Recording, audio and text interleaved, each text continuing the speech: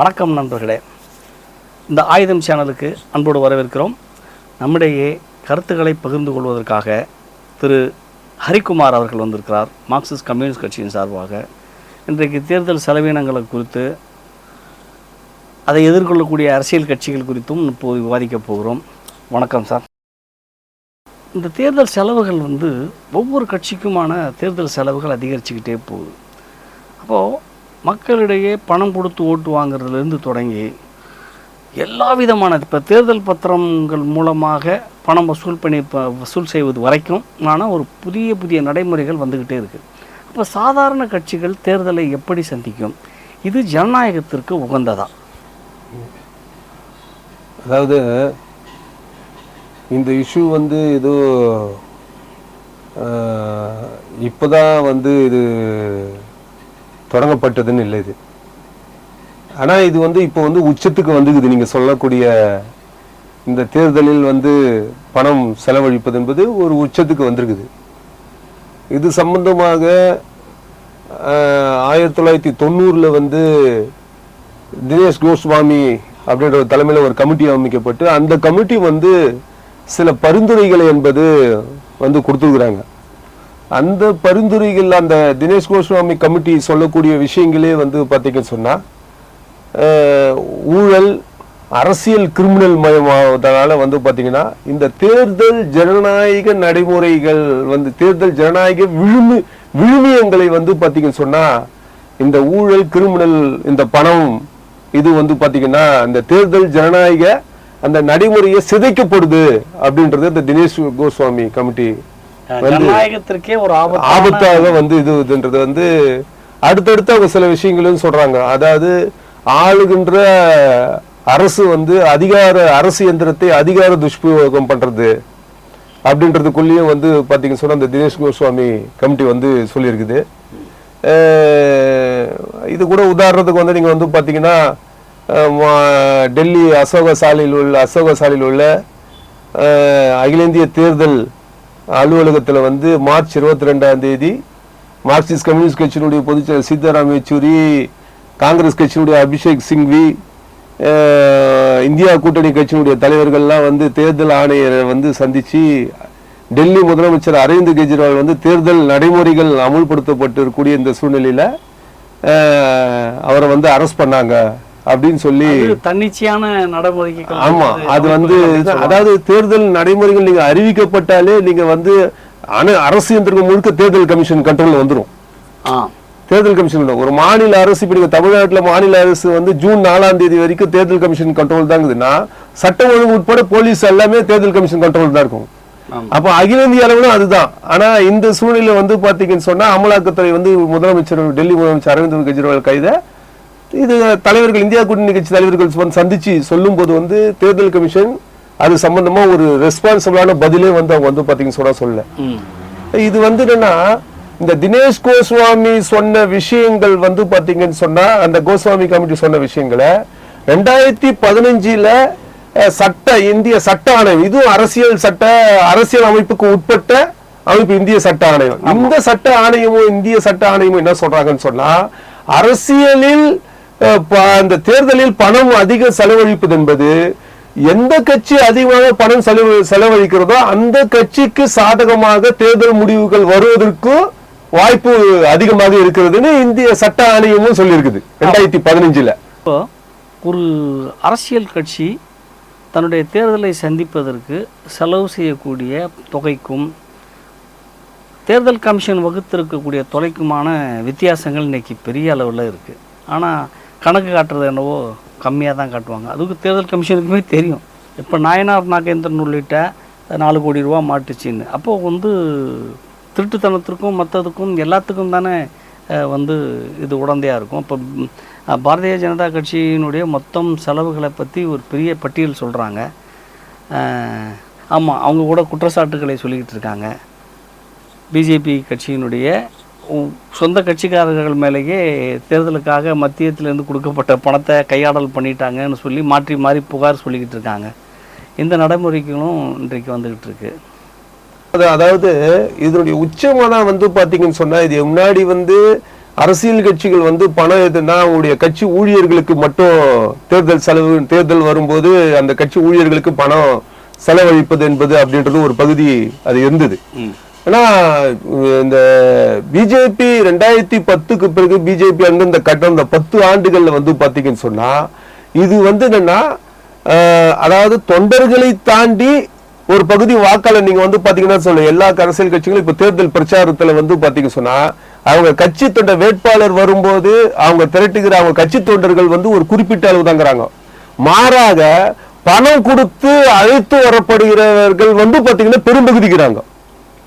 இப்படி வாக்குகள் கேட்டு நடைபெற அந்த பிரச்சாரத்துக்கு வந்து பெரும்பகுதி வந்து பாத்தீங்க சொன்னா பணம் என்பது செலவிடப்படுது. இந்த அதே மாதிரி வந்து பாத்தீங்கன்னா இன்னைக்கு வந்து முன்னாடி வந்து தேர்தலில் வந்து சுவர் விளம்பரங்கள் போஸ்டர்கள் தான். ஆனா இன்னைக்கு வந்து டிஜிட்டல் மயமாக்கப்பட்ட ஏராளமான டிஜிட்டல் சேனல்கள்ல விளம்பரம் கொடுக்கறதுக்கு பல லட்சக்கணக்கான கோடிக்கணக்கான ரூபாய் வந்து அதுக்காக வந்து பாத்தீங்கன்னு சொன்னா செலவிடப்படுது. இதெல்லாம் இந்த இதுதான் வந்து பாத்தீங்கன்னா இதனுடைய உச்சமா தான் வந்து பாத்தீங்கன்னு சொன்னா தேர்தல் பத்திர அந்த நடைமுறை என்பது 2018 கொண்டு வரப்பட்ட போதே மார்க்சிஸ்ட் கம்யூனிஸ்ட் கட்சி அதை கடுமையாக எதிர்த்தது. இது எதிர்த்து உச்ச நீதிமன்றத்திலேயே வந்து பாத்தீங்கன்னு சொன்னா முதல் வழக்காக பதிவு செய்தது மார்க்சிஸ்ட் கம்யூனிஸ்ட் கட்சி தான்.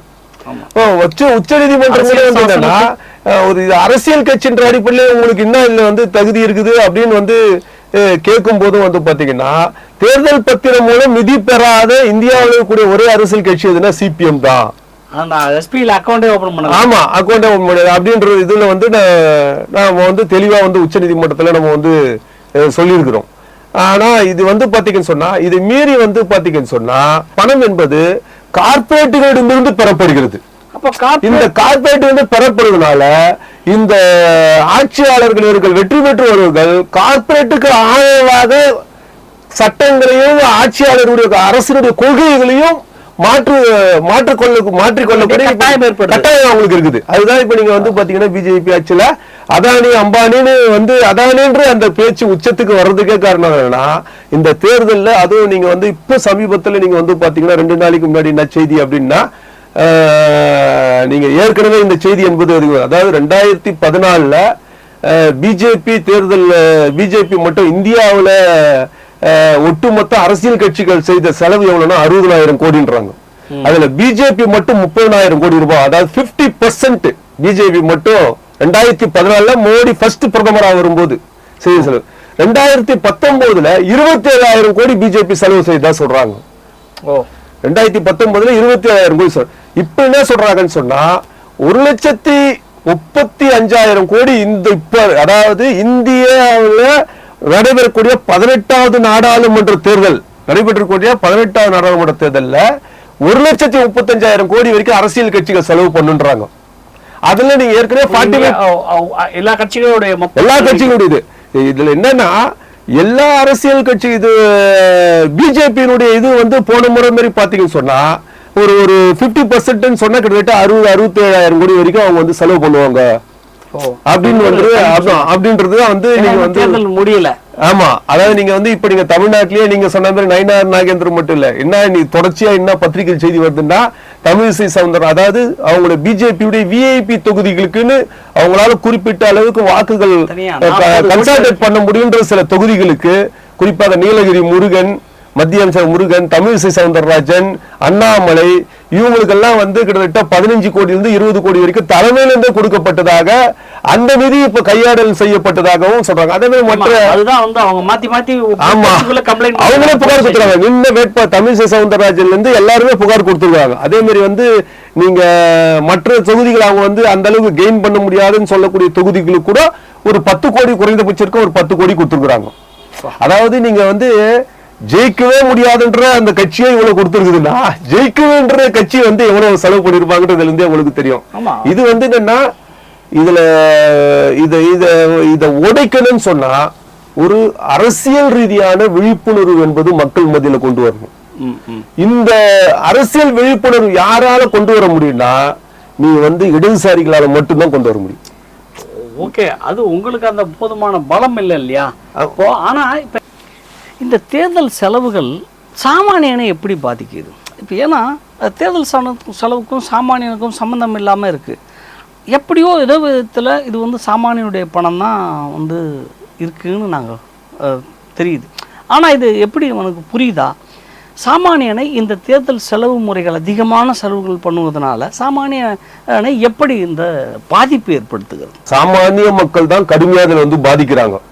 இன்னைக்கு நீங்க வந்து பாத்தீங்கன்னு சொன்னா அண்மையில நீங்க வந்து பாத்தீங்கன்னா இந்த உங்களுக்கு தெரியும் ஒரு ஒரு 2 மாதத்துக்கு முன்னாடி லோக்நிதி அப்படின்ற அமைப்பு வந்து இந்தியா முழுவதும் இன்னைக்கு இந்த தேர்தலில் பிரதிபலிக்கக்கூடிய விஷயங்கள் என்ன அப்படின்னு சொல்லி 10 மாநிலங்கள்ல கிட்டத்தட்ட 10 மாநிலங்கள்ல ஒரு 10,800 பேர்கிட்ட அவங்க கருத்து கேட்டுக்கிறாங்க. கருத்து கேட்டதுல வந்து எல்லாரும் மத்தியிலையும் இன்னைக்கு கொழுந்து விட்டக்கூடிய ஒரு எதிர்ப்பு என்ன விஷயம் சொல்லி வந்து பாத்தீங்கன்னா, 1 பணவீக்கம், விலைவாசி உயர்வு, 2 வேலையின்மை. பணவீக்கத்தின் மூலமாகவும் ஆமா, காரணம் என்ன, நீங்க வந்து கார்பரேட்டினுடைய வளர்ச்சி மட்டுமே தான் வந்து நீங்க வந்து பாத்தீங்கன்னு சொன்னாங்க. ஆமா, இந்த பெரும்பான்மையான மக்கள், இந்த ஜனநாயகத்துல வாக்களிக்கக்கூடிய பெரும்பான்மையான மக்கள் இன்னைக்கு வந்து கடுமையாக இந்த அரசாங்கத்துடைய கொள்கைகளால் வந்து கடுமையாக பாதிக்கப்பட்டிருக்கிறாங்க. மார்க்சிஸ்ட் கம்யூனிஸ்ட் கட்சி இந்த தேர்தல் செலவுகளை எப்படி பண்றீங்க சந்திக்கிறது? அதாவது இதுல இந்த தேர்தல், இந்த கருப்பு பணம், இது பொருள், இந்த தேர்தல் இதுலயே வந்து பாத்தீங்கன்னு சொன்னா பாதிக்கப்படுறது யாருன்னா இடதுசாரிகள் தான். அதாவது மீண்டும் ஒரு ஞாபகப்படுத்துறேன், நீங்க இந்தியாவில் மற்ற இடங்கள்ல வந்து பணம் கொடுக்கிற அந்த ஏற்பாடு மாரி கேரளால கிடையாது.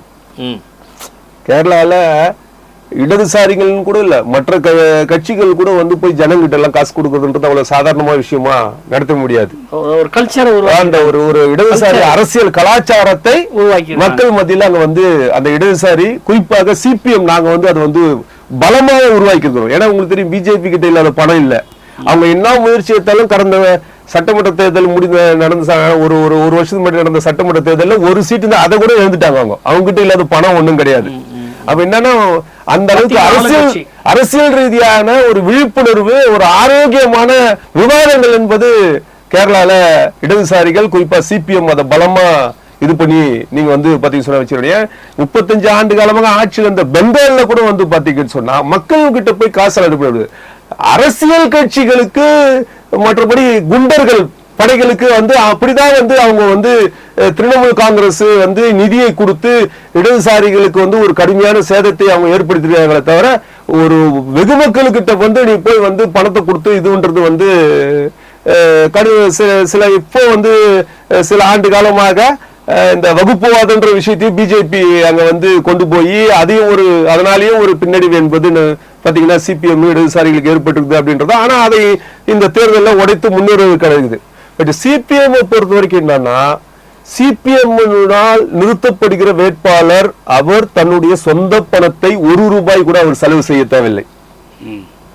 ஏன்னா எங்கள் கட்சியுடைய நடைமுறை என்பது, ஒண்ணு கட்சி ஊழியர்களால் கட்சிக்கு தரப்படக்கூடிய நன்கொடை, 2வது பெரும்பகுதி வந்து என்னன்னா, அது வந்து முதல் இது எதுன்னா, சிபிஎம் எங்களுடைய கட்சி கிளைகள் பொதுமக்களிடம் வந்து பக்கெட் எடுத்து போய் வீடு வீடாக சாதாரண ஏழை எளிய மக்களிடம் போய் நாங்க வந்து வசூல் பண்ணி கொண்டு வரக்கூடிய அந்த நிதியை கொண்டுதான் நாங்க தேர்தலை சந்திக்கிறோம். எல்லா கட்சியும் மக்களுக்கு காசு கொடுக்குது, நீங்க மட்டும் வசூல் பண்ணுவீங்களா?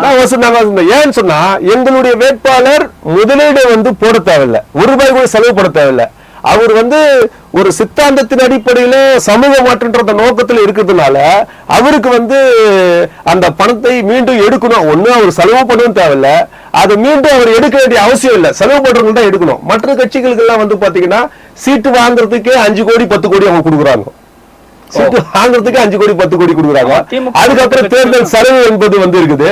அப்ப இந்த பெரும் தொகையை வந்து முதலீடாக போடுபவர்கள் வந்து அதை எடுப்பதற்காகத்தான் வந்து அவங்க இருப்பாங்களே தவிர, அதனாலதான் வந்து நீங்க வந்து பாத்தீங்கன்னா இப்ப கடந்த 10 ஆண்டுகள்ல எம்எல்ஏக்கள், எம்பிக்கள், மாவட்ட தலைவர்கள், மாவட்ட செயலர்கள் வெளியே போவது என்பது, மாற்று கட்சிகள் சேருவது என்பது அதிகமா இருக்குது. ஆனா சிபிஎம்ல வந்து அது வந்து கிடையாது. பெரும்பகுதி பொதுமக்களிலிருந்து வசூல் செய்யப்பட்ட நிதியைத்தான் இந்த தேர்தலில் வந்து பயன்படுத்தப்படுகிறது. 2வது வந்து கட்சி ஊழியர்கள் அவர்களால் முடிந்த 1 நாள் சம்பளம் என்பது வழங்க வேண்டும் என்ற அந்த கட்சி முடிவு வந்து அதன் மூலம் வந்து பாத்தீங்கன்னு சொன்னா இந்த தேர்தலை எதிர்கொள்கிற இது வந்து. 2வது வந்து என்னன்னா, இப்படி விழிப்புணர்வு பெற்ற நீங்க கேரளாலேயோ பெங்காலையோ நீங்க வந்து பாத்தீங்கன்னு சொன்னா தேர்தல் செலவே அவங்களுக்கு அந்த அளவுக்கு கிடையாது. தேர்தல் செலவே வந்து பாத்தீங்கன்னு சொன்னா, ஏன்னா மக்களோட நெருக்கமா இருக்கிறதுனால தேர்தல் செலவே வந்து நீங்க வந்து இப்போ தேர்தல் கமிஷனே நீங்க வந்து பாத்தீங்கன்னா இந்த நடைமுறையே வந்து சரியா இருக்காது. 1 கோடி ரூபாய் வரைக்கும் செலவு பண்ணலாம் ஒரு நாடாளுமன்ற தொகுதிக்கும் தேர்தல் கமிஷன் சொல்றாங்க. 1 கோடி ரூபாய் செலவு பண்றவங்க வந்து அவங்க வந்து சேவை செய்வாங்க இருக்கு இல்லையா? இந்த தேர்தல் முறையே இந்த ஊழலுக்கு ஒரு வழிவகுக்கக்கூடிய, இந்த லஞ்ச லாவணியத்திற்கும் பெரிய அளவில் முறைகேட்டிற்கும் வழிவகுக்கக்கூடிய ஒரு சிஸ்டமாக இருக்குது. இப்போ இந்த விகிதாச்சார பிரதிநிதித்துவம்னு சொல்லுவாங்க. ஒரு கட்சியும் எவ்வளோ ஓட்டு வாங்குதோ, இப்போ தனிநபர்கள் போட்டி போட தேவையில்லை. தனிநபர்கள் போட்டியிடாமல் கட்சிகள் போட்டி போடும்போது அந்த கட்சிகளுக்கான வேட்பாளர்களை கட்சி தான் தேர்வு செய்யும். இப்போ மக்கள் நேரடியாக ஓட்டு கொடுக்க வேண்டியிருக்காது. அப்போ அவர் சொந்த காசை செலவு பண்ண வேண்டிய அவசியம் கிடையாது. பல கட்சிகள் சொந்த காசை செலவு பண்ணிட்டு இன்றைக்கி பல பிரச்சனைகளில் சந்திச்சுக்கிட்டு இருக்காங்க. வாழ்க்கையை இழந்து வீட்டை சொத்து நிலங்கள்லாம் விற்றுட்டு அது தோற்ற பிறகு அந்த பணம் எல்லாம் அவங்களுக்கு லாஸ் தானே. இப்போ இந்த விகிதாச்சார பிரதிநிதித்துவம் வந்து பெரிய அளவில் கட்சி மட்டும் தேர்தல் செலவுகளை செய்தால் போதும் அப்படிங்கிற ஒரு நடைமுறையை காட்டுது இல்லையா? இந்த ஒரு முதலாளித்துவ ஜனநாயக நடைமுறைக்குள்ள இருக்கக்கூடிய இந்த சிஸ்டத்துக்குள்ள வந்து பாத்தீங்கன்னு சொன்னா, நீங்க சொல்ற என்ன சிறுத்தை வச்சாலும் அது பண இதுவை வந்து குறைக்கலாமே தவிர அது முற்றிலும் வந்து இது பண்ண முடியாது. கட்சி செலவு பண்ணும். அதாவது நீங்க ஆமா, அதாவது சிபிஎம் உடைய கோரிக்கை அதுதான். நீ ஒட்டுமொத்த கட்சிகளும் வாங்கக்கூடிய வாக்குகள் அடிப்படையில பிரதிநிதித்துவம் கொடுக்கணும் அப்படின்றது சிபிஎம் வச்சிருக்கிற முக்கியமான வந்து கோரிக்கை. ஆனா நீங்க இது வந்து பாத்தீங்கன்னு சொன்னா, நீங்க வேட்பாளர் இப்ப நீங்க வந்து தேர்தல் கமிஷனுக்கு கொடுக்கறதுன்றது வந்து வேட்பாளர் செலவு பண்றத கணக்கு தான் கொடுக்குறாங்க. ஆனா அந்த கட்சி நடத்தக்கூடிய தேர்தல் பிரச்சார கூட்டங்கள், பொதுக்கூட்டங்கள், பிரம்மாண்டமான அந்த விளம்பரங்கள், பத்திரிகை விளம்பரங்கள், தொலைக்காட்சி விளம்பரம், இந்த நிதி எதுவும் அது வந்து கொடுக்கறது கிடையாது. நீங்க நான் முன்னாடி சொன்னது வந்து பாத்தீங்கன்னா, பிஜேபி வந்து 27,000 கோடி செலவு பண்ணுதுன்னா அந்த கேண்டிடேட் கொடுத்ததுன்றதுலாம் இல்ல, அவங்க அகில இந்திய அளவில் அவங்க செலவு பண்ணுது. 4300 கடந்த 10 ஆண்டுகளில் 4300 சட்டமன்ற உறுப்பினர்கள் தேர்ந்தெடுக்கக்கூடிய அந்த தேர்தலுக்கு மட்டும் 16,400 கோடிக்கு மேல பிஜேபி செலவு பண்ணிக்கிறதா சொல்றாங்க. நாடாளுமன்ற தேர்தல் இல்லாத இது வந்து என்னன்னா, இதுல இந்த சிஸ்டத்துக்குள்ள வந்து என்னன்னா, நீங்க கட்டுப்படுத்தலாமே தவிர, ஒரு அரசியல் விழிப்புணர்வு மூலம் வந்து கட்டுப்படுத்தலாமே தவிர, இது வந்து முற்றிலும் வந்து கட்டுப்படுத்த முடியுமான்றதெல்லாம் வந்து சந்தேகம்தான். அந்த விகிதாச்சார அடிப்படையில் பிரதிநிதித்துவம் என்பது அந்த பணத்தை கட்டுப்படுத்துவதற்கான ஒரு இது. இப்ப திமுக போன்ற கட்சிகள் தன்னுடைய சொந்த வேட்பாளர், சொந்த கட்சிக்காரர்களை வேலை செய்ய வைக்கிறதுக்கே காசு கொடுக்க வேண்டியிருக்கு. ஆமா. ஸோ அந்த மாதிரியான ஒரு நடைமுறைகள் இருக்கும்போது இப்படி ஒரு பழக்கத்தை உருவாக்கிட்டாங்க. நீங்க பிறந்த நாளைக்குன்னு சொல்லி போஸ்டர் போடுறாங்க. அது வந்து 4 பிட்டுல இருந்து 12 பிட்டு 20 பிட்டு போஸ்டர் வரைக்கும் போடுறாங்க. ஒரு பிட்டு போஸ்டர் பண்ணனா இன்னைக்கு 1200 ரூபாய். எந்த லாபம் நோக்கம் இல்லாத அவங்க வந்து இந்த பணத்தை அவருக்கு வந்து செலவழிப்பாங்க. அதனால வந்து என்னன்னா, இது இந்த நவீன தாராளமயமாக்கல் கலாச்சாரத்துடைய ஒரு பகுதி தான் அந்த பணத்தை வந்து எடுக்கணும் அப்படின்றது ஒரு பகுதி இன்னைக்கு பரவலா வந்து வந்திருக்குது. இதை நான் தான் சொன்னேன், மீண்டும் இதை உடைக்கிற பொறுப்பும் இடதுசாரிகளுக்கு தான் இருக்குது. ஆமா, இப்ப பெரும்பகுதி அதிமுகவுடைய வேட்பாளர்கள் எல்லாருமே இதுவரைக்கும் கூட்டணி கட்சிகளுக்கு அதிகமா நின்னது இந்த இடம் தான் அப்படின்னு சொல்லி ஒரு கூட்டணி கட்சிகளுக்கு குறைவான சீட்டை கொடுத்துட்டு அதிகமான அளவுல ஜெயலலிதாவுக்கு பிறகு நின்றுருக்காங்க வேட்பாளர்கள். பட் அவ்வளவு வேட்பாளர்கள் ஃபெமிலியரான வேட்பாளர்கள் இல்லாம செலவு செய்யக்கூடிய வேட்பாளர்களாகத்தான் வந்து அப்படி வித்திருக்கிறாங்க. அதனால அந்த தலைமையே வந்து அந்த கட்சியின் ஒரு ஏதாவது சித்தாந்தம் அவங்களுக்கு வந்து ஒரு ஜனங்களுக்கு வந்து சேவை செய்யணுன்ற அந்த இதுவெல்லாம் கிடையாது. அதிகாரத்திற்கு வரணும், அதுல வந்து போட்ட முதலீட வந்து 1க்கு 10 மடங்கா எடுக்கணும் அப்படின்றதுதான் அவங்க நோக்கமே தவிர இடதுசாரிகளுக்கு சிபிஎம்க்கு அந்த இது வந்து கிடையாது. இவ்வளவு நேரம் தனது கருத்துக்களை பகிர்ந்து கொண்ட ஹரிக்குமார் அவர்களுக்கு ஆயுதம் சேனலின் சார்பாக நமது நன்றியை தெரிவித்துக் கொள்கிறோம். நன்றி. ஆயுதம் சேனல் அனைவருக்கும் என்னுடைய நன்றியை தெரிவித்துக் கொள்கிறேன்.